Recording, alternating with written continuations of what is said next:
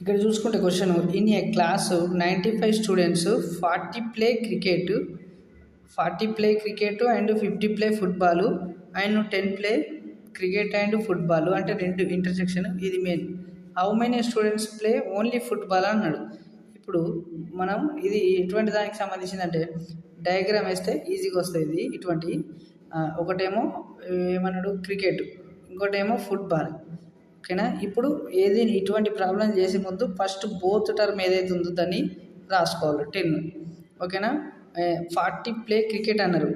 Only cricket ఆడే వాళ్ళు ఎంతమంది అంటే 40 - 10 30. ఓన్లీ ఫుట్బాల్ ఆడే వాళ్ళు ఎంతమంది అంటే 50 - 10 40. ఓకేనా.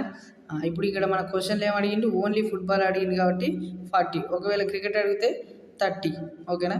ఇంకా క్వశ్చన్ ఏమని అడగచ్చు అనంటే ఇక్కడ ఫుట్బాల్ అడిగిండు, క్రికెట్ అడిగిండు, ఇంకా ఇక్కడ ఏది ఆడని వాళ్ళు ఎంతమంది అని అడుగుతారు. మొత్తం ఎంతమంది 95 స్టూడెంట్స్ మంది ఉన్నారు. ఏది ఆడని వాళ్ళు ఎంతమంది అంటే ఇవన్నిటిని సమ్ చేయాలి. 40 + 30 70, 70 + 10 80 అంటే 95 80 తీసేస్తే 15 స్టూడెంట్స్ అనేటోళ్ళు ఏది ఆడని వాళ్ళు అన్నట్టు. ఓకేనా. ఇట్లా కూడా క్వశ్చన్ అడిగే అవకాశం ఉంది. ఇలా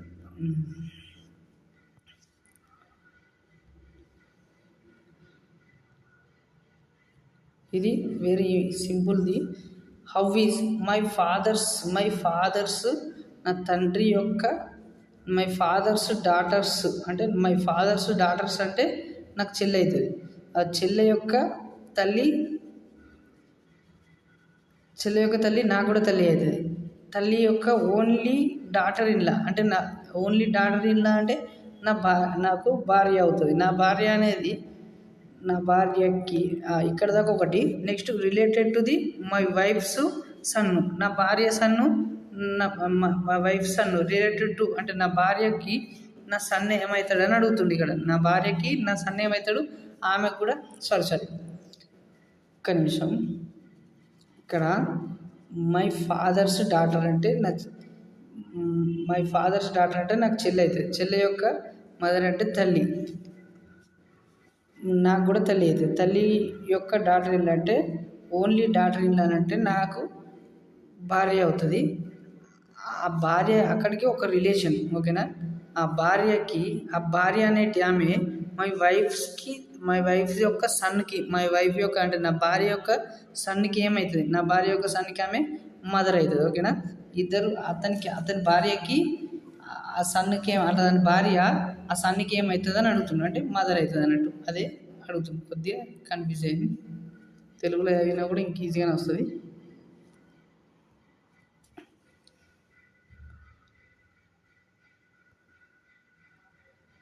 ఓకే. Data interpretation questions. ఇక్కడ మనకు ABCD అనే కంపెనీస్ ఇచ్చారు. ఇక్కడ రా మెటీరియల్ బ్లూ కలర్లో, labour cost orange colour, okay ఇది ఈ ఓవర్ హెడ్స్ ఏమో ఈ బూడిద కలర్లో ఇచ్చిండు. ఓకేనా. ఇప్పుడు ఫస్ట్ క్వశ్చన్ ఏమి అడిగిండు, కొద్దిగా అటు ఇటు తిప్పాల్సి వస్తుంది. Which of the companies has the maximum cost per unit అంటే ఇప్పుడు ఇవి ఏవైతే ఉన్నాయో ఇవన్నిటిని యాడ్ చేయండి. ఇవి యాడ్ చేస్తే 15 + 10 25 + 20 45 వస్తుంది. ఇది 45 వస్తుంది. ఇది 10 + 5 అంటే 15 30 వస్తుంది. నెక్స్ట్ 20 + 10 30, ఇది 45 వస్తుంది. నెక్స్ట్ 25 + 15 30 40 60 వస్తుంది. ఇది 60 వస్తుంది. 25 + 5 60. నెక్స్ట్ ఇది కూడా 60 వస్తుంది. ఎఫ్ వాల్యూ కూడా 60 వస్తుంది. మొత్తం ఇందులోకి వెళ్ళి హైయెస్ట్ ఏది మ్యాక్సిమం ప్రాఫిట్ ఏదని అడిగిండు. ఈ అండ్ ఎఫ్ అనేది మ్యాక్సిమం ప్రాఫిట్. మనకు ఆప్షన్ ఏదుందో దాన్ని బట్టి మనం చూజ్ చేసుకోవాలి. ఇక్కడ లేదు, ఓన్లీ ఎఫ్ఏ ఉంది కాబట్టి అది అవుతుంది. మ్యాక్సిమం ప్రాఫిట్ అనేది ఎక్కువ ఏది ఉంటుందో అదే వస్తుంది. ఎక్కువ ఉన్నది మనకు మ్యాక్సిమం ప్రాఫిట్ ఇస్తుంది. నెక్స్ట్ క్వశ్చన్ వచ్చేసి same related to the data interpretation question. If company B produces 500 units and sells them at 68, then profit of the company is. ఓకేనా. ఒక్కొక్క దాన్ని 68కి అమ్ముతున్నాడు. అమ్ముతున్నాడు. మనం ఫస్ట్ ఎంత కొన్నామో అది తెలుసుకుంటే ఆ కొన్నదాన్ని తీసేయచ్చు. ఇప్పుడు ఏం కంపెనీ అన్నాడు ఇక్కడ? బి అనే కంపెనీ అన్నాడు కదా. ఆ బి అనేదాన్ని చూద్దాం. బి అనేది ఎంత ఉంది ఇక్కడ? బి అనేది 10 + 15 25 + 20 అంటే 45 ఉంది. 45 ఉంది కదా. 45కి కొన్నాడు. ఎంతగా అమ్ముతుండు? 68కి అమ్ముతున్నాడు. ఓకేనా. 45కి కొన్నాడు, 68కి అమ్ముతుండు. అంటే ఇక్కడ డిఫరెన్స్ ఎంత ఉంది? 68 - 45 అంటే మనకి 23 ఉంటుంది. 23 × 5 23 × 5 అంటే 20 × 5 115 అంటే 115 3 జీరోస్ ఉన్నాయి కాబట్టి 3 జీరోస్ పెట్టాలి.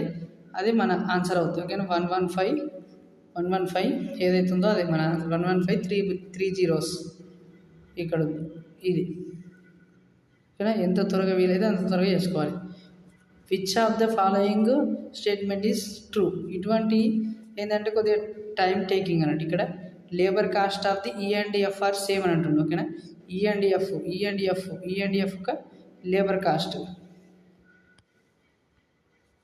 ఈ అండ్ యొక్క లేబర్ కాస్ట్ ఏంది? ఆరెంజ్ కలర్ 15 ఉంది, ఇది 5 ఉంది. కాదు కాబట్టి first option wrong.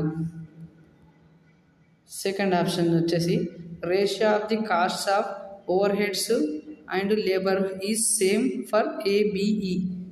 Over heads and labour is same for ratio of cost. Okay. ABE over heads labour cost.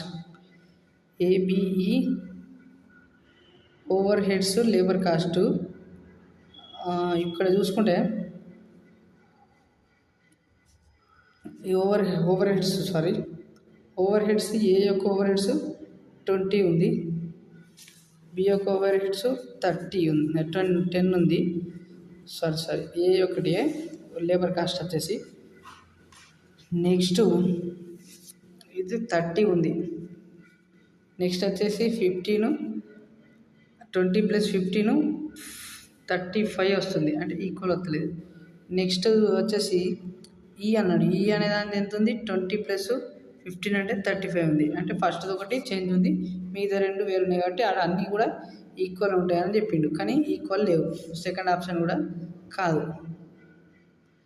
Next the total cost of the A and D same అయితే ratio of the total cost of F and E and F. A and D దేని అడిగిండు? Total cost అంటే total చేయాలి. A and D యొక్క total, E and F. A and D E and F. A and D E and F. A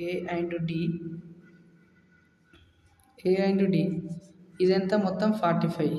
DD కూడా 45. A and D E and F.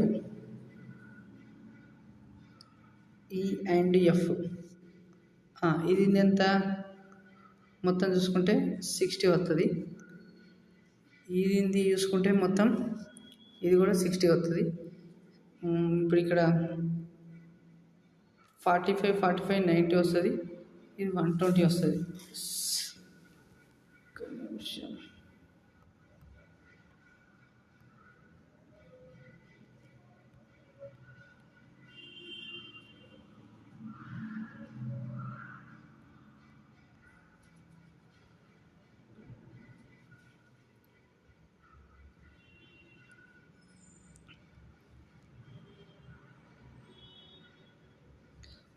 Sorry అక్కడ question ఏమడిగినానంటే ఏ యొక్క cost and D యొక్క కాస్ట్కి same ఉంటుంది అంటుండు. అవును. అట్లనే ఈ రెండింటి యొక్క రేషియో అనేది 1:1.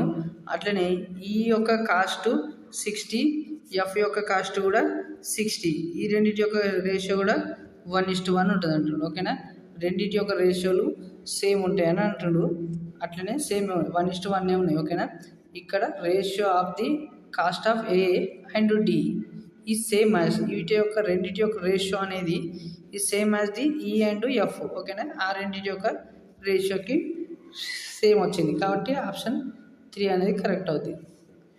నెక్స్ట్ ఇది లేబర్ కాస్ట్ ఆఫ్ ది ఈ less than labour cost of F.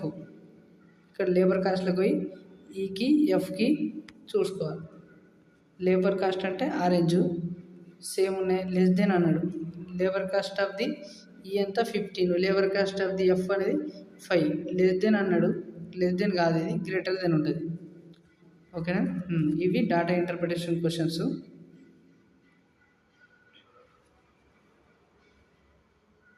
Okay, next question వచ్చేసి ఏ కంపెనీ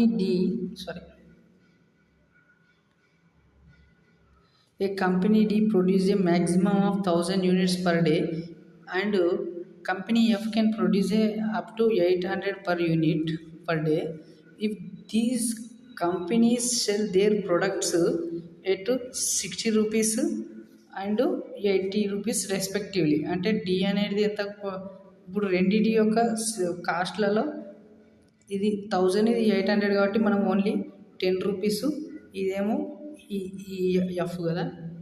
కొంచెం డి అనేది ఏమో 10 రూపీస్ తీసుకుందాం, ఎఫ్ అనేది ఏమో 8 రూపీస్ తీసుకుందాం, ఈజీగా అయిపోతుంది. నెక్స్ట్ ఇక్కడ ఏమంటున్నానంటే ఇఫ్ దోస్ కంపెనీస్ అంటే ఎంతకు అమ్ముతున్నాయంటే ఒకటి 60కి 80కి అమ్ముతున్నాడు. అయితే what percentage of D's profit is F's profit అని అడుగుతుండు. అంటే ఆ రెండింటి ప్రాఫిట్లు ఎంత ఉన్నాయని అడుగుతుండు. ఓకేనా. వాట్ పర్సెంట్ అన్నాడు కాబట్టి D/F is by of D/F అన్నట్టు. మనం ఏం రాద్దాం అంటే D/Fకు బదులు D/F అని రాద్దాం. ఇప్పుడు ఇక్కడ అమ్మేది ఎంత 60, 80 కదా. అసలు ఎంత కొన్నాడో చూద్దాం ఫస్ట్ ఆ టేబుల్లో. ఇది కూడా డాటా ఇంటర్ప్రిటేషన్కి సంబంధించింది. D/F కదా. D/F మొత్తం ఎంత కొన్నాడు, ఇదేమో టోటల్ డీది 45, ఎఫ్దేమో 60 వస్తుంది. ఇక్కడ ఇంటూ 45 ఈస్ట్ ఇంటూ 60 ఓకేనా. 0 క్యాన్సిల్ చేసేద్దాం. ఇక్కడ నెక్స్ట్ ఇంకా 3 2s 3 15s 15:16.